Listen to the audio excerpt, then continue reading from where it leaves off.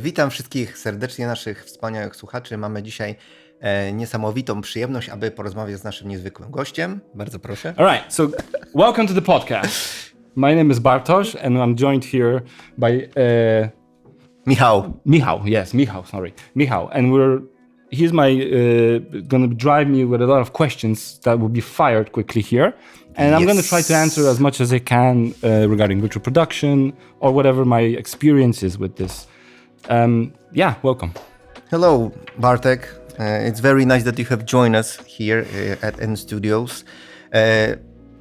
Sincere congratulations on becoming the Unreal Engine instructor. Could you please tell something more about how did you become such an instructor? What was the main focus point and that allowed you to become such an instructor?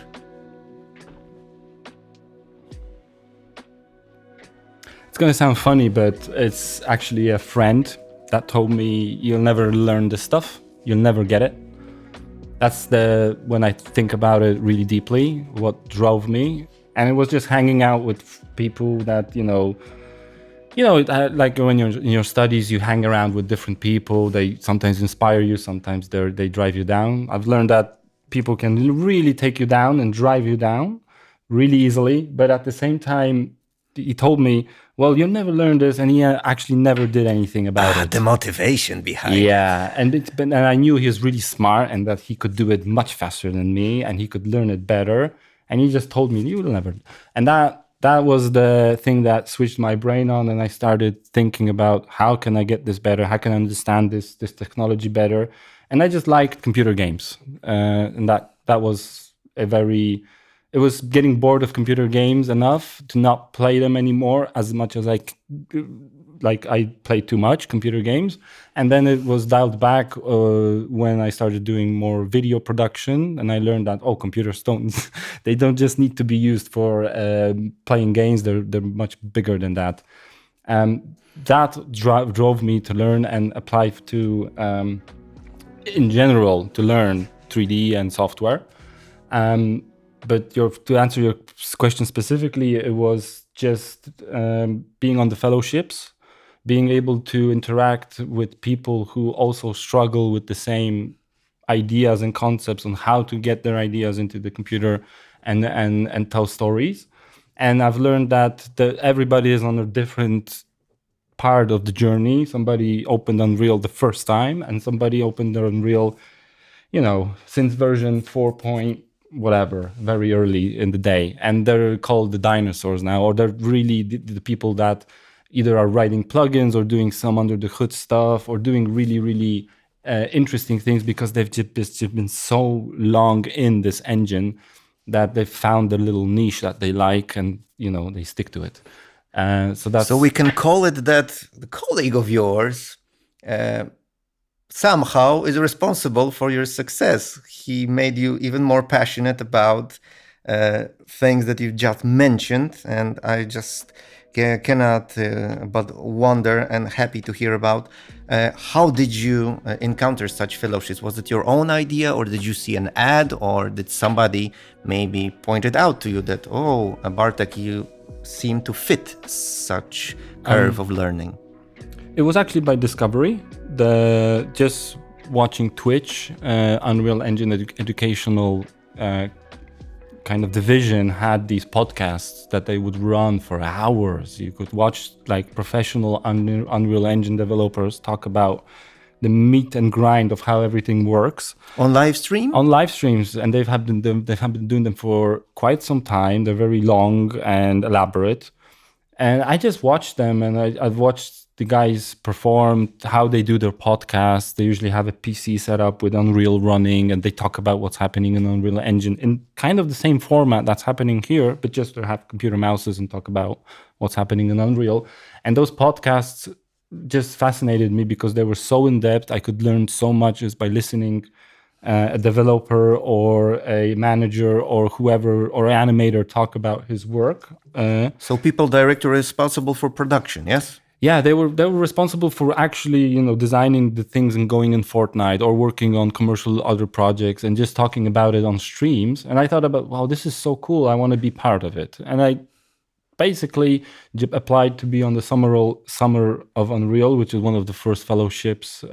Was launched back, I think, 2 years ago by Escape Studios, and they did a wonderful job of running the show, because it was very hard to teach when your versions of Unreal were changing in the fellowship, right?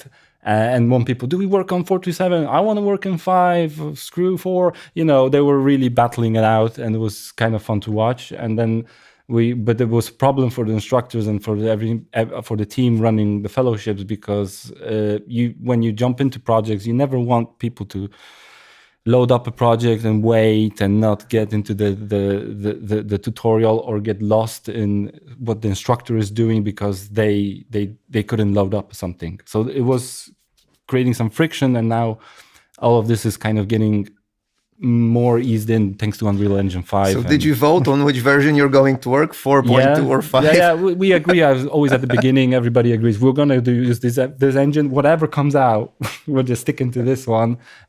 Some people don't listen, and then they do their own thing, and they're successful. Some people, do it, and they even though the instructor tells them, please don't switch version in production time, 2 hours before you're running the show. And he doesn't listen to you, and he doesn't, and then and that's just comes by experience, as you know. Definitely, combining many different iterations can be very harmful. That is true. So tell me, we just talked about fellowships, all the interesting backstory, but how did you end up here at N Studios? I ended up in N Studios just by learning that this investment is happening here, and I was kind of driven by also that I finished the same school that kind of invested in this whole thing, and it's been one big vision of an educational B2B structure. I don't know the exact name for this kind of, because you're trying to invent something that hasn't been done yet by anyone really, really good. Although it's the idea where you go to university, you learn something that you can see that's being used in the industry. And then in the industry, there are people teaching what's happening because they get the resources or the time to do it. And direct feedback on how you should behave yourselves and what is essential regarding the learning part in the university. Is it actually used in production? What are the good practices? Can we apply them? Are they really important? Are they worth to be learned? Yes, we are checking it live here at N Studios. Mm-hmm. Even the fellowships, as mentioned, they kind of draw a lot from university structure, or just not in the way the structure, but just the vibe of being part of it. It's becoming if you think about it, the people who do this stuff, they kind of bond together because they bond because of the problems that I think can arise from just working with the technology, and how much time it sometimes takes to fix problems, and people want to spend time more with their families. And always it's that, it's the crazy sitting at night doing the renders, competing with, big budget studios now. And this is the time that we live in. And my idea for this is to try to be able to connect these two worlds, in the sense where the indie video virtual production people, just directors, people who don't have the resources, they just have a phone, are able to actually get 90% there, 80% there, or even 100 if they're really working hard. That even the most big budget studios and the best tech is here. Because we all know that, tech will do nothing if people won't pick it up and do something with it. And if it's in boxes and there's no people, teaching or inspiring others how to do it. Definitely. I think it's stating the obvious that the times of individual producers maybe not completely over, but now big supportive teams that know how to cooperate with each other at one time and separate. I think this is the time now for many teams to cooperate on many levels in order to carry the production to a successful end. So please tell us.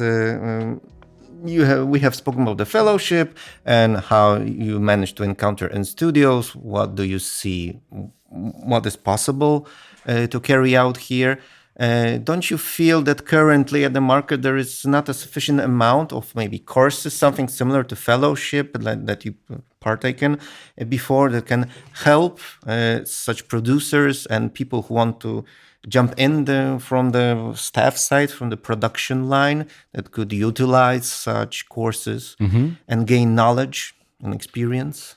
Game design logic, right? Let me think about this one for a second. Take your time, please. It's because it's a hard question. There's plenty of courses. There's so many courses, right? There's so many courses that you can just get lost in them, and you can pay for courses or get free content that's as good as the paid stuff. You have to recognize that stuff. There's free content that's as good as the paid stuff. However, paid stuff is always kind of structurized, and it's easier to digest, much easier from a student's perspective. When it's organized much better, there's more resources put into organization. You can learn both ways, right? You can go the YouTube route, and I've gone that route. I've been on universities also, so I've learned how colleges and universities also teach this stuff and how it differs now on YouTube. And we're kind of on this paradigm shift now, where it's anyone can, with a beefy computer, can kind of, with enough work, compete with what is a big team doing, right? And we've seen it proven. People making whole film productions or Blender is like on the Oscars. Unreal Engine is probably in every CG animatic, that you watch on the big screen. It's part somewhere used. So if these tools have infiltrated Hollywood, right, and what we see on the screens. Before, it was really hard. Definitely. So production-wise, when we're thinking about motion capture, which here we have at the N Studios and we are utilizing daily, and virtual production, do you think that such courses maybe are needed in order to combine together and sort, and like you have underlined, structurize the knowledge behind, that is necessary very much? Yes. Yeah, I think it's very much, there's just more. There's not enough instructors. There's not enough people teaching. We all know that. That's why this is mostly being done online and scaled, just by the idea of mostly people who learn Unreal Engine do it in their spare time, do it in their bedrooms, do it in an environment called life, and life can get in the way of working with these tools. And as anything in life, right, you need to focus. And I've learned from working with my students, the ones that are doing the best or doing the most productive work are the most, not the most talented, not the most guys who actually are hardworking. It's more persistence. It's more just doing it every day as a thing that I would go to the gym or have a run or a walk. It's something that went into the system. I'll try something to do. I'll hack something in Unreal, or I'll try this and see how it comes out. In order to achieve big, I guess you need the drive. Yes, talent is very important, but I can agree to. But without the drive, you can be talented but not achieve anything meaningful. The successes will occur from time to time, but the big game, this will be out of reach for people who don't have the drive, who have, who think that sleep is for the weak. Once I heard it from Unreal Engine designers, sleep is for the weak. So I guess this is it. Well, the whole game dev is run on coffee and a bunch of other substances that probably we don't want to discuss. But it's just because game dev is a fast moving industry, and people. We're kind of switching topics here. I want to go back to just we're not switching topic actually. Game dev is actually in the essence here, but regarding courses and why they're needed and why we're talking about this and why we should even actually do a course on this stuff, is to just be able not even to I think it's really worth talking about this stuff, because it will be we're creating the blueprint for the next generation that will watch this. Well, okay, these guys did this, and we're going to take it to the next level. And I think that we're creating the blueprint as now, and we're kind of really struggling in the sense, in the world, economic, financially, to do this, because it's just the way it is. It's always been like this. Film production has been always scaled down, and it's called indie video production because just by a phone can also win an Oscar. It doesn't have to be a red camera. It doesn't have to be the most advanced technical thing to get recognized in the art world, as we all know. It can be something least technical, and it will be more beautiful. A wonderful times to live in. So from what I understand, you're on team for people who think that you need to combine productions from high end with those who utilized just or as much as phones. Like you have noticed, even phone movies can win Oscars. Yes, wonderful. So this means that we need building a successful environment for the possibility to combine both of those types of creating this signal, yes, and combining them. Some people shoot with phones, others go into a studio with high walls in order to do some stunt moves, yes? Right. About motion capture, right? Definitely. Well, yeah. And virtual production as well. Yeah, I mean, of course. But there are some things that you probably even wouldn't be able to do in a suit, while you can do it with keyframes. Definitely. And that's the magic. There's different types of people who prefer, at least in the animation world. I know that there are people who actively fight for the right to use keyframes and animate by hand, and people who are using the new tools of motion capture to get the job done. And the magic is where you combine these two things, and everybody knows what they're doing. But it's hard because you get pushback either from the artists, they don't like being told sometimes what to do, and sometimes that's the case, or just the other way around, they don't feel it. So the winners in the race will be the ones who know how to make them work mutually, side by side, together, in unison, those two methods. Yeah, how to combine two worlds of analog film production and the new tools with the budget, with the indie style, with thinking about, well, we don't need the most, blah, blah, blah, blah, blah, blah. We don't need the most highest resolution and everything, because it all comes down to the more you iterate. Like, I believe, this is also a personal opinion, if you give an artist to make 100, nice pottery, give a task and you make a nice pottery thing, right? And one artist will take 6 months and create a very beautiful piece of a pottery, but he will just make one. While a second artist will approach the same task and do 100 of pots, right? And one of those 100 pots will end up being a much better product, or just being generally more thought out because he just tried more times and failed more times, even though he had less experience. Approach this with less drive than the guy who doing just the one Definitely. thing. With the freedom comes a price. So those who will be able to combine, right, and to do either if the pottery is the main actor here, this specific piece of pottery, yes, they can do it with piety. But if, like you mentioned, we need to mass produce some signal which is still viable for the whole chain of the production, then yes, this is also the option, and you best know how to combine them together.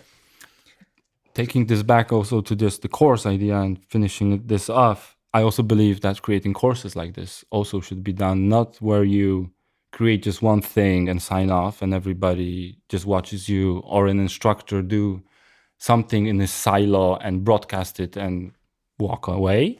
It's I've thought about this, and courses have to be interactive. They have to be, there has to be a place to take a break, think about this, and come back later and talk about it. It's just the way that the human brain works, that sometimes people either feel that they shouldn't speak up, or the more extrovert people take over, the Zoom call and all that kind of stuff happens. So a safe environment for the courses, so they can approach the same problem from different perspectives and have the ability to solve the problem finally, but giving it a different look. Yes. Yes. Mm-hmm. It was wonderful to talk about this topic. Is maybe something that you would like to add to the whole picture, because I see that you have a lot of passion and you could talk hours about the specific site, but which is very wonderful. You're getting back to the point. Such a course that you feel worthy deeming to carry out should consist of what? Of what should it consist? Well, that's the $1 million question, right? What should it consist of? That it will be successful for the creators and also give a lot of value to the students at the same time, because it's a mutual agreement where the students grow with a great course that they invest in their time in, while the instructor grows with their feedback that he gets from his course. I would say this: I learned that, at least I from my mistakes, that I used to take too long to make a decision. Like, it would just take sometimes weeks, days, or months to make a decision. And from watching successful people perform or work or just be in this industry of virtual production and just media and audio and everything, they just and one person will make 30 decisions in one day, while the second person would make one decision a month. And that's the main kind of driver here, that you really kind of stick to those decisions. It would be a huge benefit in the long term. So that's those 30, pottery boxes, instead of making one big decision. Definitely. That can be very thought out, but life will throw you a hurdle and you'll fail, or something just happens. But so the same logic applies to learning software. You go up to it, you stay humble. Even the most experienced guys, you think they have credits with Disney, Marvel, the best, but the best guys, they go into the talks and they're really humble. They're like, I'm learning this stuff also. Can you? And even though you want to listen only to them because they're just so experienced, they are so humble already in the way that they don't know much of the things, how it works in the back end, even though they're really, really professional in it. Because it just has how big. There's no one person that knows the whole of Unreal Engine, because there's just something that somebody did something that he won't understand. Believe me. Wonderful. Thank you very much for your time, Bartek. It was an awesome opportunity to be talking with you about this specific topic. Hopefully we'll meet once again, because we are getting a lot of information from the background, a lot of questions. However, our time is also up. Thank you very much once again, and hopefully we'll see each other next time. Thank you very much for the visit. Thank you. Thank you very much, dear guests. Hopefully we are going to meet each other next time. Thank you for inviting me, and ciao. Bye-bye. Bye. Szanowni Państwo, dziękuję bardzo, że byliście z nami, wysłuchaliście tego niesamowitego spotkania z naszym fantastycznym gościem. Zapraszamy serdecznie na nasze kolejne spotkanie.